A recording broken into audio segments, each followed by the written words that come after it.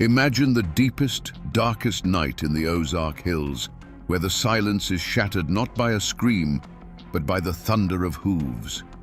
Riders emerge from the mist, but they are not men. They are terrifying figures in black hoods, with long, twisted horns sprouting from their heads, like demons clawing their way out of the very earth.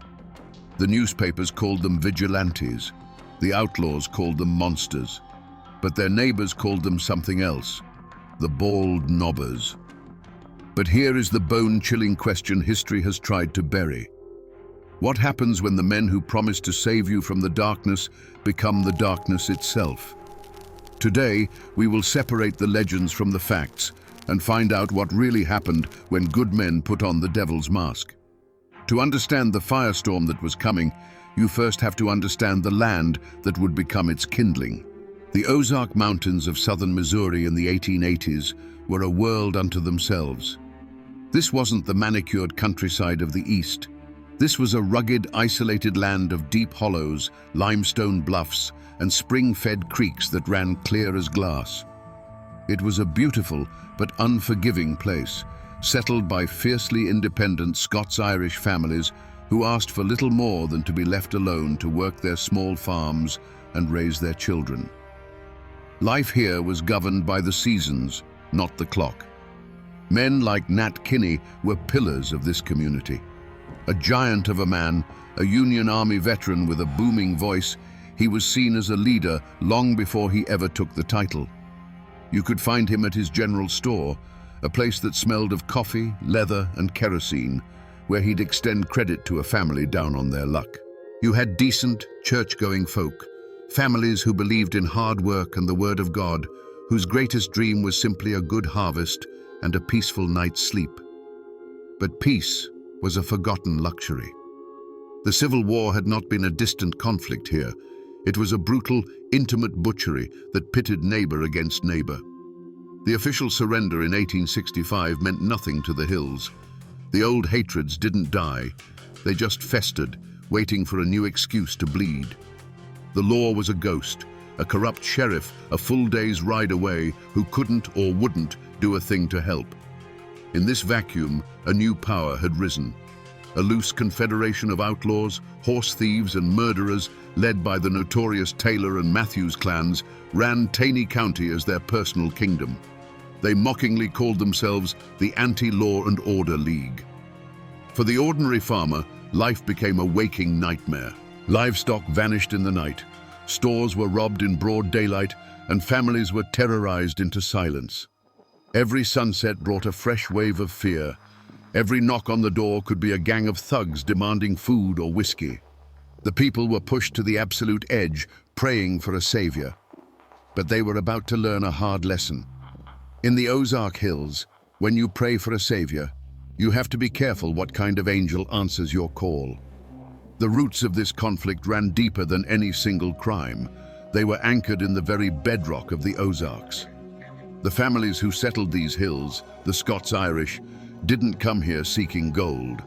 They came seeking freedom from kings, landlords, and any government that tried to put a bridle on them.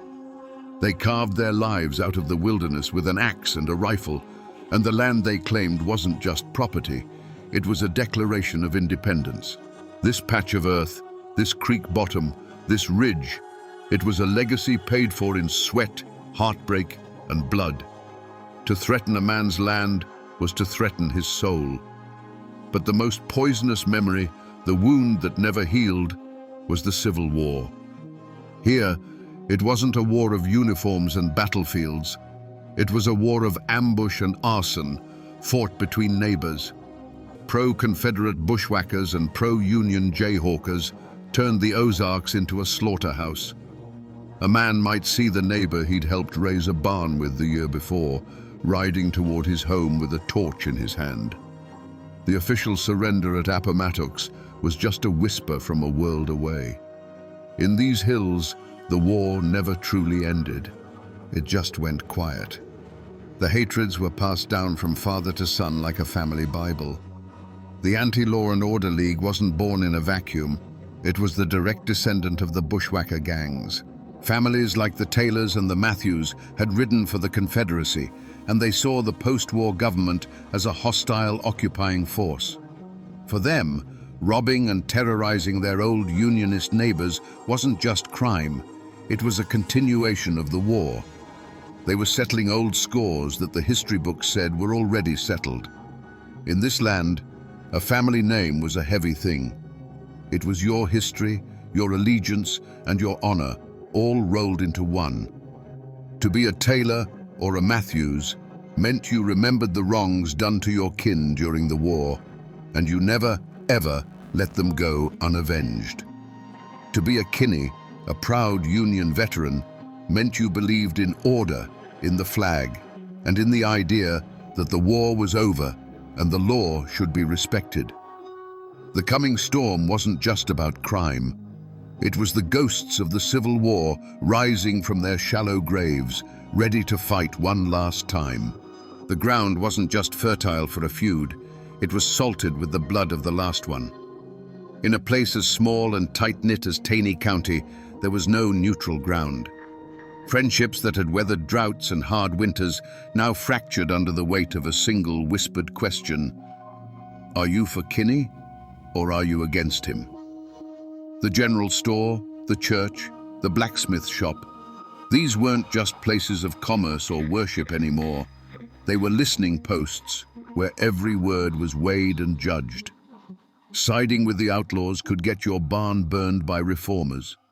Siding with the reformers could get your throat cut by the outlaws. The simmering conflict gave old grudges a new, deadly purpose.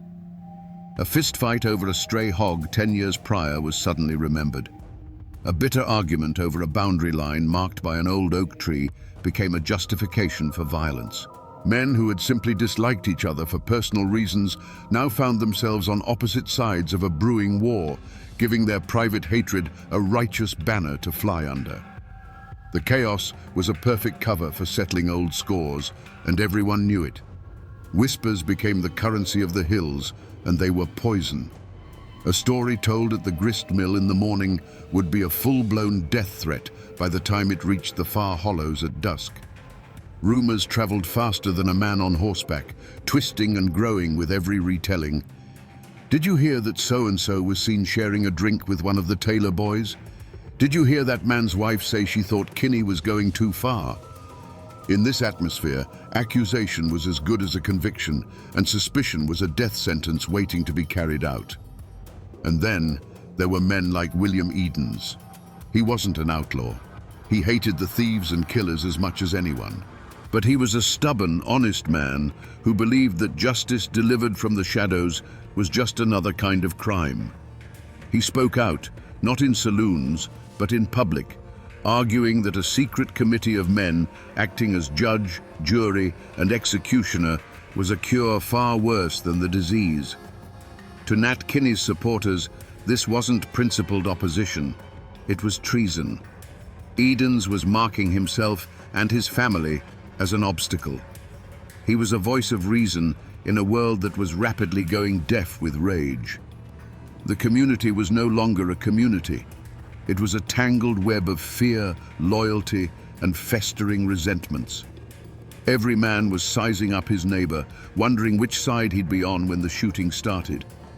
The air itself felt heavy, charged with unspoken threats. It was a place holding its breath, waiting for the first man to reach for his gun. In the hollows, where old beliefs clung like moss to the north side of an oak, people felt the change in the air. The old folks would tell you the land itself was sick. They said the panthers cried with a human voice at night, a sound that meant blood was about to be spilled. A strange, unseasonable fog would roll in before dusk and refuse to burn off by morning, shrouding the hills in a ghostly silence. Women spoke in hushed tones of unsettling dreams, dreams of faceless riders and burning homes, of a darkness that had a shape and a name they couldn't quite speak. These weren't just superstitions, they were the collective dread of a community beginning to fracture under an unbearable pressure. The true omen, however, wasn't in the sky or the woods. It was in the eyes of Nat Kinney. The man who once offered easy credit and a kind word was gone. In his place was a figure of pure, righteous fury. His voice, once used for friendly greetings, now boomed with the fire of an Old Testament prophet calling down damnation. He was the human catalyst, the gathering storm cloud. When he sent word, man by man, for a secret meeting at the schoolhouse on that treeless hill, that bald knob, it wasn't an invitation. It was a summons. It was the moment the vague, simmering anger of the people began to sharpen into a weapon. On that cold night in 1885, as a dozen men slipped away from their cabins, their wives felt a knot of dread tighten in their stomachs. They saw their husbands clean their rifles, not with the calm focus of a man going hunting, but with the grim determination of a man going to war. They didn't know the specifics of the meeting, but they understood its nature. This wasn't about building a new fence or organizing a church social. This was about blood. They were trying to cast out the devil, but they couldn't shake the terrible feeling that to do so, their husbands were about to invite a whole new kind of demon into their homes. The shadow of what was to come was already falling across their doorsteps. Inside that cold schoolhouse, by the flickering light of a single lantern, Nat Kinney's voice was a clap of thunder. He laid out the nightmare they were all living, the stolen livestock, the terrorized families, the mockery of the law. He told them that if the government had forsaken them, then they would have to become their own government. If the law wouldn't protect them, they would become the law. That night, they swore a blood oath of secrecy and allegiance. They were no longer just a dozen angry farmers. They were an army. They were the bald knobbers. And an army needs an enemy to fight. They didn't start with the hardened outlaws. Their first target was chosen carefully. A notorious wife-beater. A man despised by the community, but untouchable by the law. One moonless night, the silence of a lonely hollow was shattered by galloping hooves. The man was dragged from his bed, not by his neighbors, but by a circle of horned, silent demons. They tied him to a tree and whipped him raw with a hickory switch. They didn't speak a single word. When they were done, they melted back into the darkness, leaving him bleeding and terrified. It was a message, brutal and clear. There was a new power in the hills, a power that saw everything. The reaction was immediate. Decent folk, who had lived in fear for so long, breathed a collective sigh of relief. The whispers were no longer of fear, but of gratitude. Justice had been done. This success was like a drug to the bald knobbers. It emboldened them, swelling their ranks and hardening their resolve. They moved from punishing social outcasts to targeting the outlaws themselves. They burned down the corrupt saloons and gambling dens that served as the gang's headquarters, a direct assault on their power. The true point of no return came a few weeks later. A crude notice was nailed to the door of a known horse thief's cabin. It didn't have a signature, only a crude drawing of a horned mask. It gave the man and his associates 24 hours to leave Taney County. There was no negotiation, no trial. It was an ultimatum: leave or be found hanging from an oak tree. This was no longer about punishing a single sin. This was a declaration of war. The bald knobbers had taken it upon themselves to cleanse the entire county by force. The first drops of blood, drawn by a hickory switch, had been a test. Now, having found their power, they were promising a flood. The outlaws, for the first time, were scared. And a scared man with a gun is the most dangerous thing in the Ozark Hills. The war had begun. Power born from rage is a fire that eventually consumes the hand that wields it. The bald knobbers, once hailed as saviors, had begun to believe their own legend. Their enemy was no longer just the outlaw, it was anyone who questioned their methods. William Edens, the outspoken farmer who dared to call their shadow justice a crime, became the focus of their festering anger. On a cold night in 1887, they decided his voice would be silenced forever. This time, there were no ghostly horns, no pretense of demonic judgment. A large group of men, their faces bare in the moonlight, surrounded the small, isolated cabin. The pretense was over. This wasn't a warning, it was an execution. Inside, the Edens family and their house guest, Charlie Green, were asleep, unaware that their world was about to end. The first sound was not a knock, but a chorus of angry shouts from all sides, a predator's cry that left no room for escape. Then, the night exploded. It wasn't a single shot, but a deafening, continuous roar as dozens of rifles opened fire at once. The thin wooden walls of the cabin offered no protection. They might as well have been made of paper.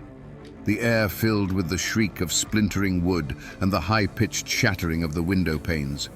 Inside, it was a hurricane of lead and splinters.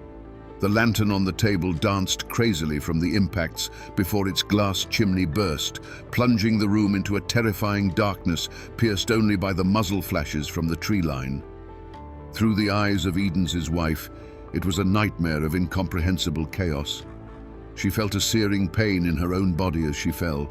She heard a sharp final gasp from her husband, followed by the heavy, dull thud of his body collapsing onto the floorboards he had laid with his own hands. From the corner where their guest, Charlie Green, had been sleeping, there was a second thud, and then a profound silence. The attackers kept firing long after any movement inside had ceased, their fury needing to exhaust itself into the unresisting wood. And then, just as suddenly as it began, the shooting stopped. The silence that rushed back in was heavier, more terrifying than the noise. The only sound was the wind whistling through the new, ragged holes in the walls. The sharp, acrid smell of gunpowder hung in the air, thick enough to taste. It was the smell of murder. When the first rays of dawn finally crept into the shattered cabin, they illuminated a scene of utter devastation. The moonlight streamed through dozens of fresh holes in the walls, creating a horrifying constellation of death. There were no masks, no warnings, no hickory switches. This wasn't vigilante justice. This was a cold-blooded massacre. The bald knobbers had crossed a line from which there was no return. The heroes of the Ozarks were now just murderers. To the men who surrounded that cabin, this wasn't murder. It was a grim, necessary surgery. In their minds, William Edens was not an innocent man exercising his right to speak. He was a cancer. His words were a poison that threatened to undo everything they had accomplished. They had faced down killers and thieves. They had brought a semblance of peace to a land of terror. And now this one man, with his talk of process and law, was giving comfort to the enemy. He was making them look like villains, turning the very people they'd sworn to protect against them. Their logic was twisted but terrifyingly simple. If Edens turned the community against them, the outlaws would rise again, and the old nightmare would return. To save the county, Edens had to be silenced. The transformation from savior to killer had been gradual, almost imperceptible. It began the first time a man used his horned mask to settle a personal score. It grew each time they took a fine that felt more like extortion. The righteous fire had slowly burned down into the cold, hard ash of self-preservation. The switch flipped the moment they realized that Edens' arguments were working. The fear of losing control, of being exposed, arrested, and hanged by the very law they had replaced, became a paranoia that consumed them. The mission was no longer about saving Tiny County. It was about saving the bald knobbers from their own destruction. That is why they didn't wear their masks that night. This wasn't a symbolic act of justice. It was a personal, brutal act of elimination. But what did they feel as they walked away from that bullet-riddled cabin, leaving the smell of gunpowder and death hanging in the night air? There was no triumph. There was no righteous satisfaction. There was only a cold, hollow pit in their stomachs. The adrenaline of the firefight faded, replaced by the deafening silence of what they had done. They had just slaughtered a man in his bed, in front of his wife. They had become the very monsters they once hunted, night-riding killers who brought terror to the innocent. On the dark ride home, a few might have tried to justify it with hollow bravado, muttering it had to be done. But in the quiet of their own homes, alone with their thoughts, the truth would be waiting. The image of that splintered door, the sound of the glass shattering, the memory of the final heavy silence from inside the cabin. They hadn't felt like judges or executioners. They had felt like butchers.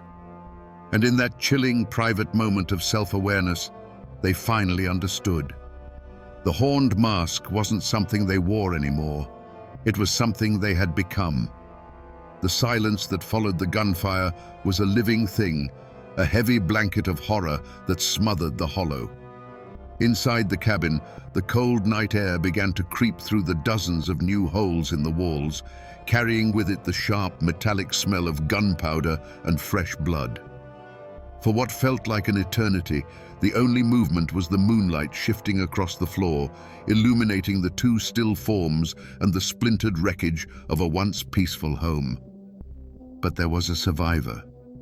Gravely wounded, drifting in and out of consciousness, was William Edens's wife.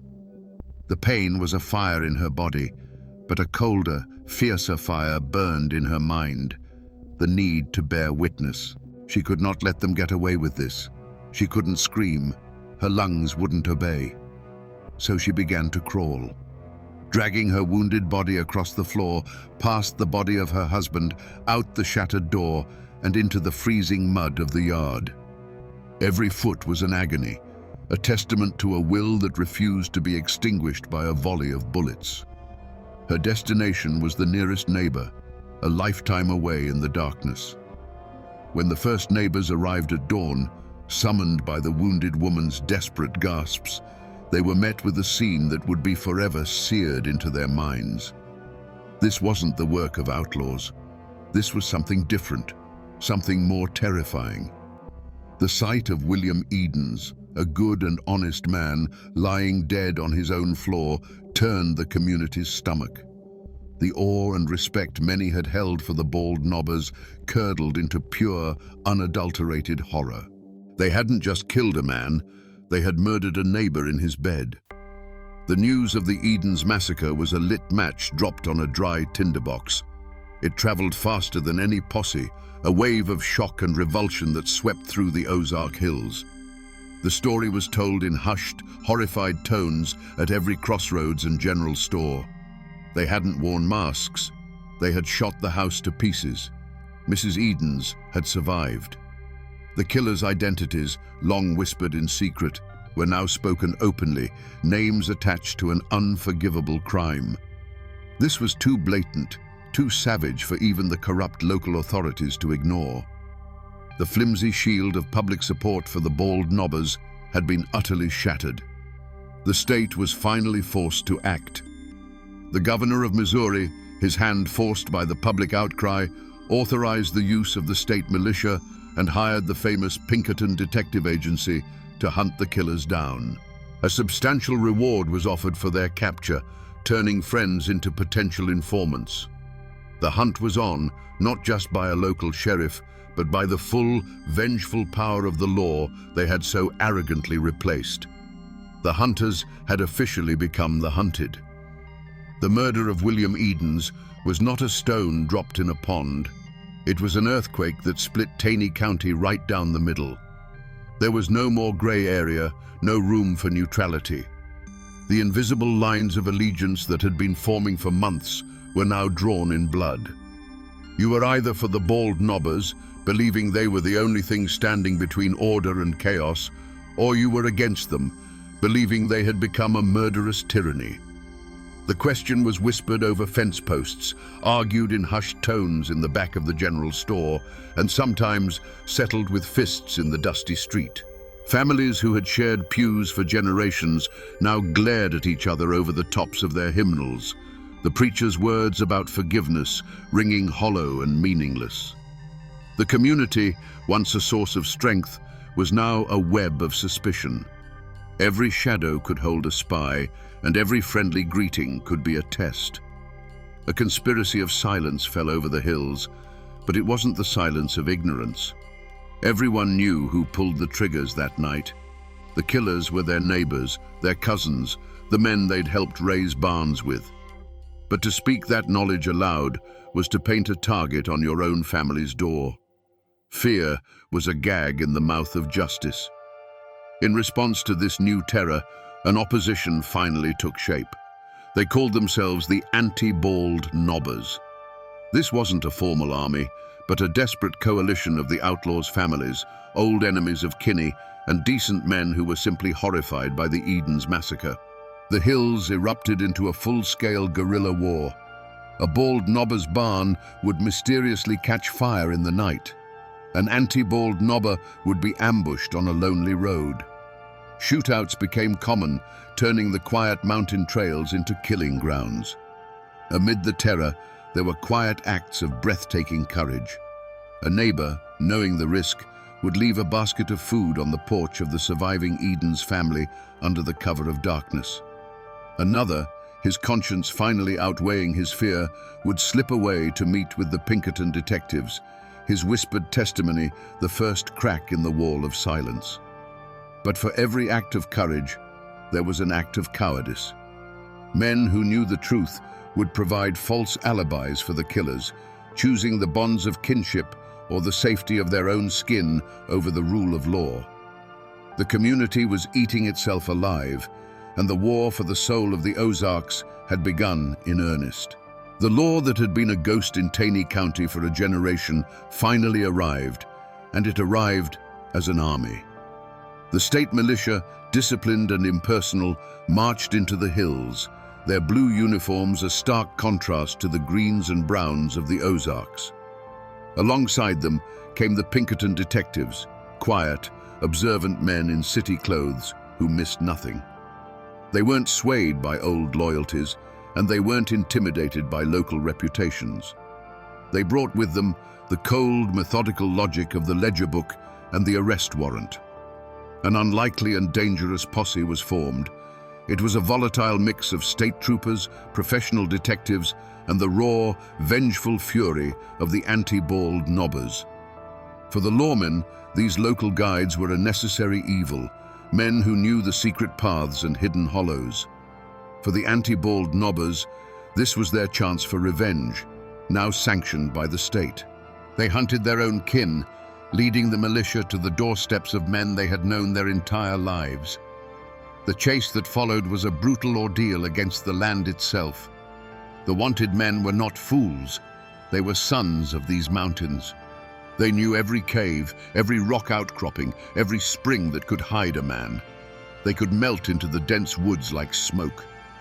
For the pursuing militia, many of them flatlanders, the Ozarks became a green hell of steep ridges, sudden drop-offs, and thorny thickets that tore at their uniforms and their resolve.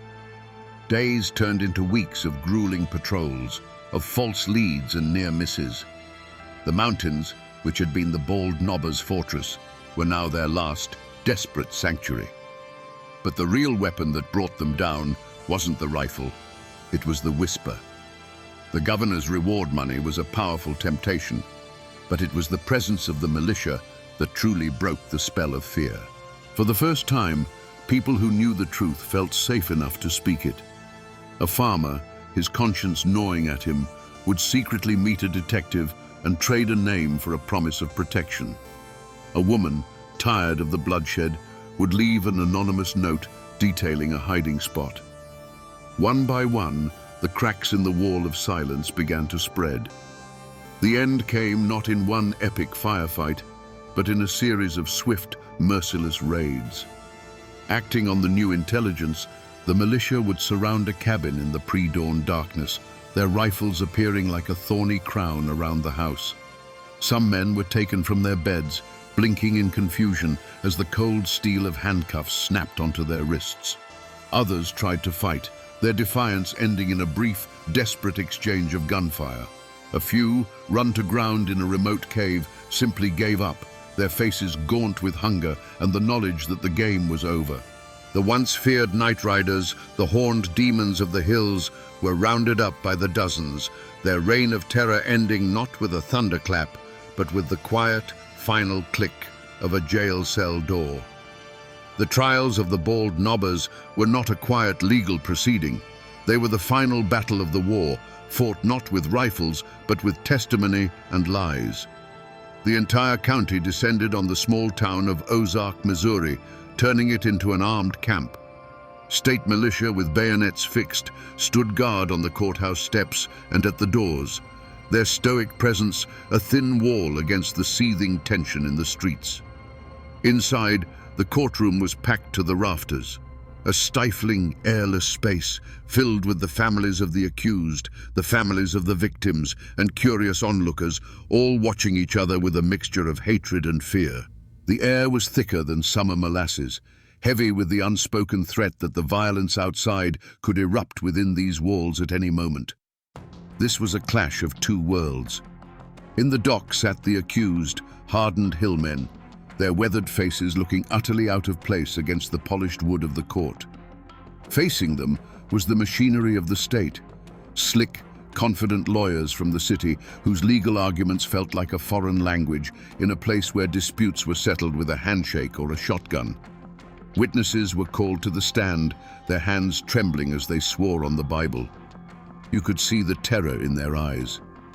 As they spoke, their gaze would drift to the gallery, where the kin of the accused sat in stony silence, a silent but powerful reminder that after the judge and jury were gone, the mountains and their long memories would remain.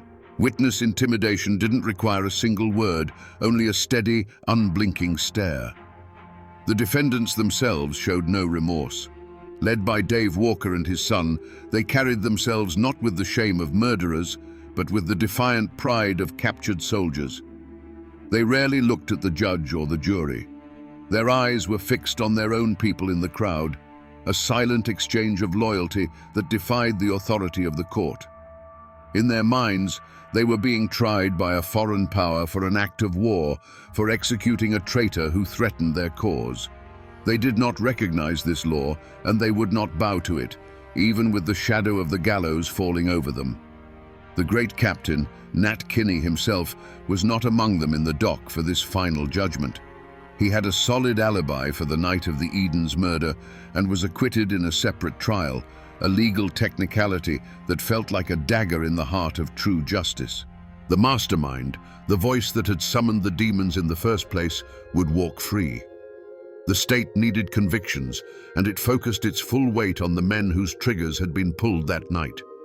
The jury, a group of terrified local men, deliberated under immense pressure, knowing their decision could make them heroes to one half of the county and targets to the other. Finally, they filed back in, their faces grim. The foreman stood, his voice shaking slightly as he read the verdict. Guilty. 4 men, Dave Walker, his son Bill, John Matthews, and Tubal Matthews, were sentenced to be hanged by the neck until dead. A collective gasp sucked the air from the room, followed by a single piercing sob from the Walker family pew. The condemned men did not flinch. They simply stood, their faces like granite, and were led away. The law of men had spoken. The gallows would have its due. But as the crowd shuffled out into the tense evening air, the question hung unspoken between them. With dozens of others who fired into that cabin walking free, with the leader of the whole movement absolved, was this justice? Or was it just a sacrifice, a few lives taken by the state to pretend that the war was finally over? On a bright spring day in May of 1889, a gallows was built in the town of Ozark. A crowd gathered, not to cheer, but to watch in grim silence as Dave Walker, his son Bill, John Matthews, and Tubal Matthews were led to the platform. The trapdoors fell, the ropes snapped taut, and the law of men had its final, brutal word. But for the Ozark Hills, this was not an ending. It was simply the beginning of a long and bitter reckoning. The great captain, Nat Kinney, had walked out of the courtroom a free man, but the Ozark Code of Justice he had unleashed had a long memory. In August of 1888, months before the hangings, he was standing in his own general store. His sworn enemy, Billy Miles, walked in, raised a shotgun, and fired. There was no fiery speech, no final plea, just the deafening roar of a shotgun and the thud of the giant falling behind his own counter. The man who had sought to bring his own law to the mountains died by that same law. For the dozens of other bald knobbers who were acquitted or never charged, there was no gallows, but there was a different kind of sentence. They returned to their farms to find themselves living in a prison without walls. They faced the silence of a neighbor turning his back in the street, the sudden chill in a once friendly general store. Their names were now a poison in the well of their reputation. Some found their crops failing, their livestock sickening, and whispered it was a curse. Others, unable to endure the shame and the constant accusing stares, simply sold their land for pennies on the dollar and vanished, their families swallowed by the westward migration. And what of the survivors? For Mrs. Edens, the woman whose will to live had brought the whole machine of justice down on the bald knobbers, there could be no peace in Taney County.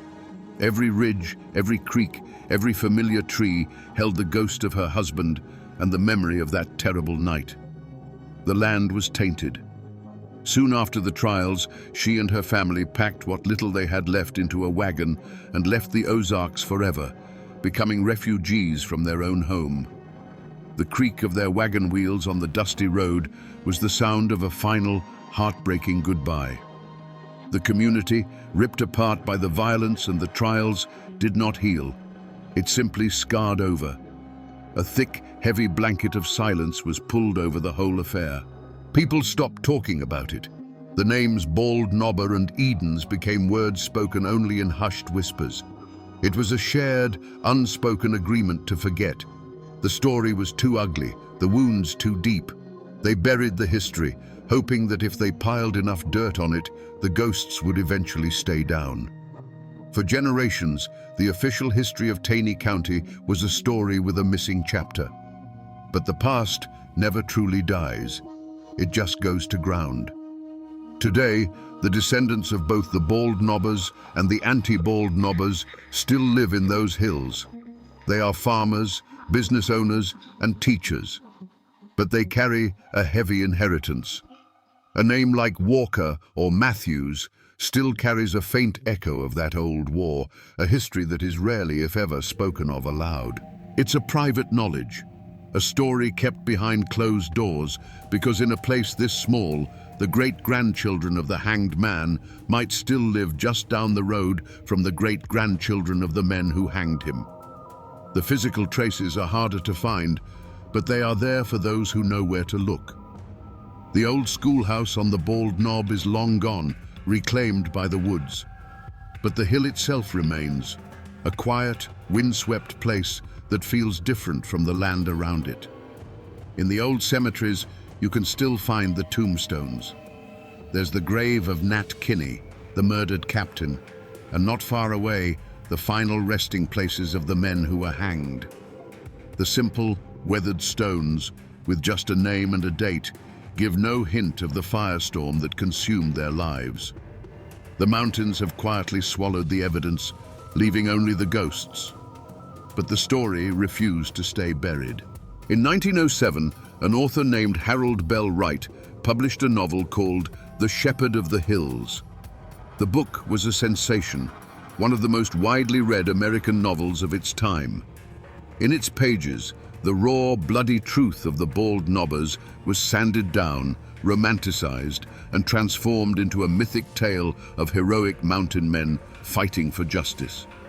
Wright turned the complex and brutal vigilantes into archetypes of the American frontier spirit.